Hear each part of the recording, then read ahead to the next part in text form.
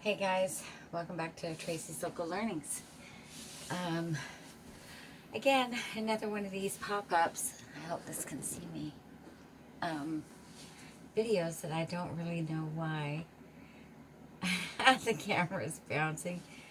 Yeah, you should see the setup I have for filming, I tell you guys. Okay, so I'm not sure why I'm on here tonight. I have been doing some thrifting. I go to thrift stores. So, and I had a few things that I wanted to get. So, down below here, I had two pieces of fabric hanging. And I went to a thrift store and I found this beautiful quilted bedspread. It's almost like, you know those moving blankets, the really dense one? It's like that, but it's got this beautiful print on it. And it's like grays and whites. So I'm going to be cutting it and making a new piece for down there. And I think I'm going to make some curtains as well to match. And depending if I have enough fabric left over, I might throw a couple of pillowcases together, like pillow covers, for some of my pillows to kind of match it all together, which is, I don't know, I've never really been a matchy person, but I think it'll be fun to do it. And yeah. What else is new? One of my chickens is no longer with us. She had a really bad egg bound situation. And it was, there was nothing that I could do to help her. So it's hard, you know. I come out and I check on my chickens. I let them out early in the morning. I make sure they have food and water. And I kind of look them all over and make sure, you know, you don't see, pardon me, you don't see any picking or pecking on any of them or missing feathers or anything. Because they're younger birds and they tend to squabble sometimes. The thing is with chickens, if there's any blood on them, you have to take them out and separate them because they'll kill it. The rest of the chickens will kill it when they taste blood or see blood. I don't know how it works, but they get a little crazy. So I always check, right? Make sure there's no blood on any of my animals, any of my chickens, and if there is, I put them into a separate container. I've only had that happen once, and that was a long time ago. I don't know if you guys watch my chicken information, but it was Mama. She was getting picked on, and I had to take her, and she was up on my deck in a cage. Thankfully, it was in the summer months, and I had to remove her. So the first time I removed her, it was for like a couple weeks. I put her back in, and it seemed to be going okay, but then it went crazy again. They all started picking on her. So I had to remove her again, and I think the second time I left her out of the flock for a month. However, they would all see her because I would just take her for a walk in the morning. She would just follow me down the stairs, and I go out to the garden, and she would just follow me and do her thing. And then when I went back, she would follow me back up and then go into her cage. So it was a really amazing experience. I really don't think many chickens do that. I'm not sure of her history. I got her, she was already a couple years old, so I don't know. Pretty crazy though, right? But I haven't had any other problems like that. But yeah, I had seen the particular bird that passed away. It was one of the newest ones I got, Princess. When I saw her in the early hours of the morning, she looked totally fine. And then when I was putting them to bed, I put them inside their enclosed coop just as it gets dark. And I leave their inside the coop light on. And then usually around 9 o'clock, I shut it off and let them go to bed. But she didn't look great, and for some reason she was in the nesting box, which I thought was really strange. But I just left her because why not? I had to clean out the whole place in the morning anyways, so it was like whatever. So I went out in the morning and let all the chickens out and was doing my stuff, and I was looking around and I couldn't find one of the chickens. So I guess when I had opened the coop up, she came out, but she went underneath to where they dust bath. And it's not easy. Like, I can climb under there, I mean, if I have to, but it's not easy to get under there. So I seen her out there, and I have a long stick. So when some of the chickens are under there, I can just put a stick down and kind of bump their chest, and they'll step on it, and then I put them out and then put them up on the roost.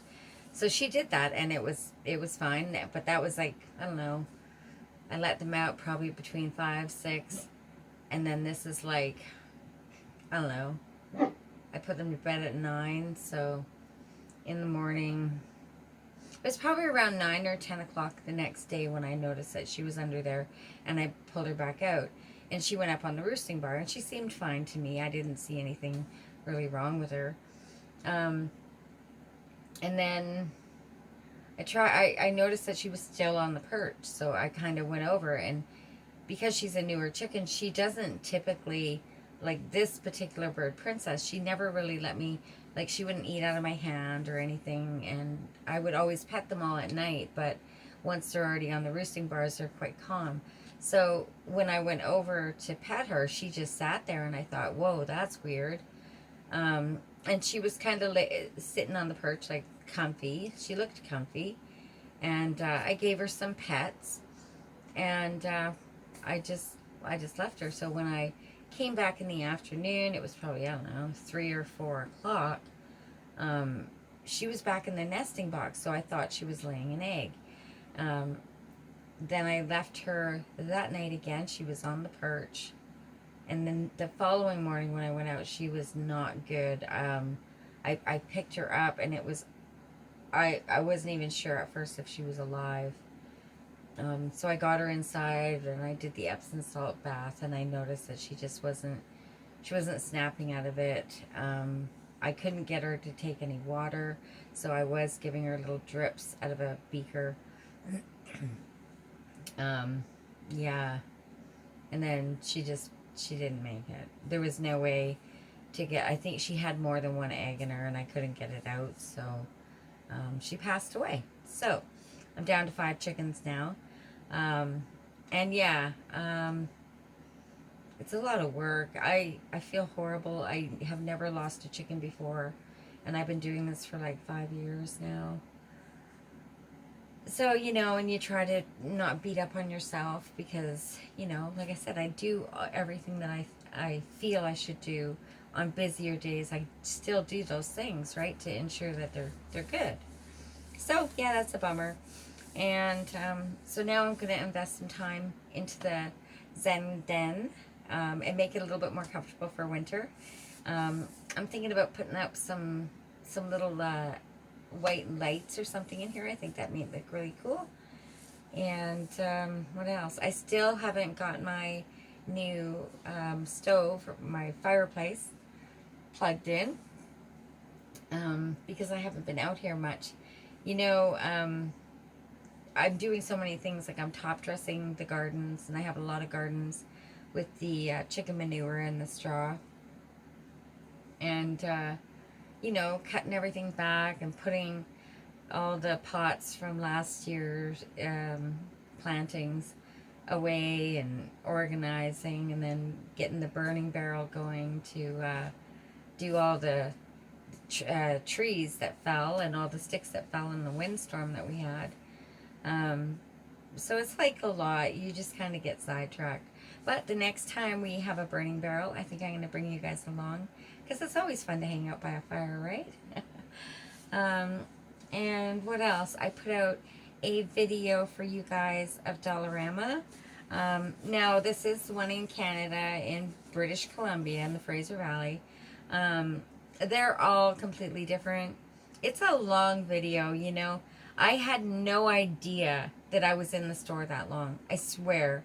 It did not seem like, what was my video, like 46 minutes? So, and I still don't know how to edit, which is really frustrating me. I'm trying to use a program, because it's free, called CapCut. And I'm telling you, guys, making me crazy. So that's why my video was so long, because I'm like, whatever, I'm just gonna post it. Um, because yeah. So this weekend, so it's what? It's Wednesday today. So Thursday, Friday. On the weekend, I'm going to teach myself how to edit by watching videos on YouTube. um, and then hopefully, because I have 2 videos right now, but I don't know how to edit them. I know. You know, I don't really want to learn techie stuff. I would rather be out in the garden or in the forest or cooking something, or like, I don't watch TV or anything. So, yeah, it's for me to sit down and learn something new is probably going to be really good for my brain.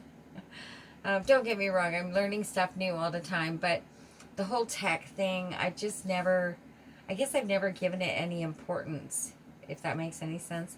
Um, in all the jobs that I've done, I haven't needed it. So it was never a requirement in my life, or for anything I do. So, and I've been reluctant because I don't want to be in the techie stuff and on these, you know, things all the time. I like it better when I just record it and then post it, right? No messing around. Take the good, the bad, I don't know. I probably say crazy things. I perhaps may repeat myself because, I am aging, so that's to be expected. Um, but yeah, so today I had a really cool day. It was a friend of mine's birthday, and we went out and we went thrifting, and I found, I'm really looking right now for natural fabrics for clothing, right? Um, because like linen, like this is linen, so the fabrics carry a frequency. So linen's like 1500, I think. Um, and wool is really good, and cotton, I think regular cotton, just everyday run of the mill cotton's like 70. Organic cotton is like 120 or something. And then anything else, pardon me, like all the polyesters and all the synthetic crap, it's like zero. It's like nothing. So it it doesn't help our bodies. Like linen was originally used in hospitals and stuff throughout history because it heals you, right? It's a beneficial fabric to be touching our skin, and our skin is our biggest organ. So, in the last little while, I have like gotten rid of all my clothes, and I love them. Some really cute outfits, but I'm trying to go back to like natural fibers, right? And I'm finding lots of linen. I love wearing linen. I even went and one of the thrift stores, I went to the extra large or oversized or whatever they call it, and I found this beautiful 100% linen white, well, it was a blouse for a big lady, and I'm tiny, so I wear it as a nightie. I sleep so much better, and even my sheets, I haven't found linen yet. I might end up making some somehow. I don't know. But what a difference in my sleep just with the linen nightie on.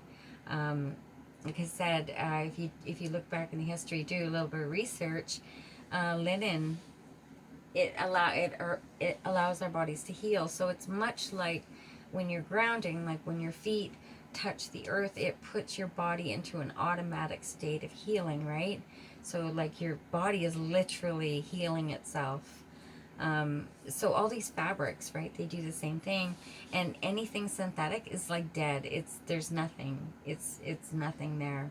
So getting rid of a lot of my stuff is like, it's big. I mean, I guess I don't really dress up a lot, but all of the stuff that I have or had, pardon me, was all like just garbage fabric, rayon and polyester, and even I think it's silk isn't very good for us either. I can't remember, but all of those other ones and the blends, even if you think you find something that's cotton, it ends up being blended with polyester.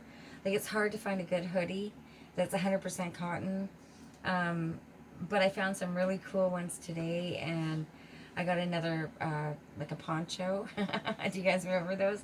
But they call them a shawl because it doesn't have the hood. I got another couple of those today, and some linen pants, and what else? Just a bunch of really cool stuff. I love going thrifting. There's one place that I go to in the Fraser Valley. It's called MCC, and they have a sale on the Monday where when you go into the store, say they'll pick a random color, so like all the red tags, doesn't matter what the price on was before, it's 50 cents. So I found some of the best stuff in this thrift store, so I just love it. I love finding treasures, and you know, it's great. And that's about it. I haven't really been doing a lot in the kitchen. Like I said, I have a couple videos. One is in the kitchen. One of is me out foraging. But I'm trying to figure out how to edit them because I can't post them like they are because I took them in sections, so I got to put them together. So I have to edit. So you might be just getting a couple of these until I figure it out. I should figure it out on the weekend, and if I don't figure it out, there'll be another one of these saying I didn't figure it out. And that's it. It's been raining out here, so it was super cold, like down to like 2-3 degrees in the evening, so stuff was starting to freeze. And now it says in this next week we're supposed to go back up to double digits with a lot of rain. So it's exciting for me because that means I'll get another flush of mushrooms in the forest, which is always fun. There was a couple that I hadn't quite finished learning about, and they had already perished, right? So because once it gets down to those colder temperatures, a lot of them they just perish. So it'll be another flush of mushrooms. So hopefully I'll have the editing thing figured out by then, and then I can bring you guys along to go foraging with me. And that's about it. There's no other updates, nothing happening. I hope you guys are all doing well. I guess it's getting closer to the Christmas holidays. I have my son's birthday coming up, and he'll be 20. So it's an exciting birthday, for him as well. So it'll be fun. It's always a nice time of year as we go into the winter holidays, and be baking lots of cookies. And traditionally I make cabbage rolls. Me and my family make cabbage rolls every year before the holidays, but I just don't know if I'm going to pull it off this year. The prices are really, really crazy. So for I usually make 3 or 4 big oh my goodness, roasters full, so that I can freeze them up and then have them throughout the year. But I think this year, if I make any, it's going to be 1 roaster. And if I do that, I will definitely bring you guys along to see how I do it. It is my mom's recipe that she taught me growing up, so I try to stay true to that. However, I'm always into kicking it up or changing it up or adding, making it more mine, right? You can always start with the base of a recipe and be really creative and make it how you like it. So that's about it. Not really sure, like I said, why I got on here today, but I wanted to say hi to you guys. And if you check out my video on Dollarama, I would appreciate it. It is a long watch, but it keeps you, there's something to look at every moment of the video. So if you've never been into a Dollarama, or you wondered what kind of stuff they have, I'm thinking about doing a bit of a challenge for myself where I'm going to go into the Dollarama, and I'm going to try to put different baskets together for under 20 bucks. So, because they have so many different baskets and tubs and containers, and then you could you know, put a basket together. So I think I'm going to be doing that. So look out for that. I'd like to get it going probably pretty soon.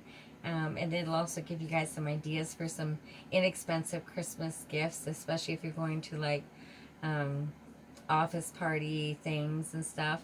You know, it's always a great idea to throw a bunch of stuff into a basket because it's just more fun, right? So, yeah, stay tuned for that. That's it. I'm going to bed. It's like early. I think it's like 8:30. Put the chickens away and get to bed up early tomorrow to have a spectacular day full of abundance and energy and creativity. So I hope you guys are all doing the same thing and staying super active, super creative, keeping healthy, and staying positive. Thanks for coming by my channel. Bye bye.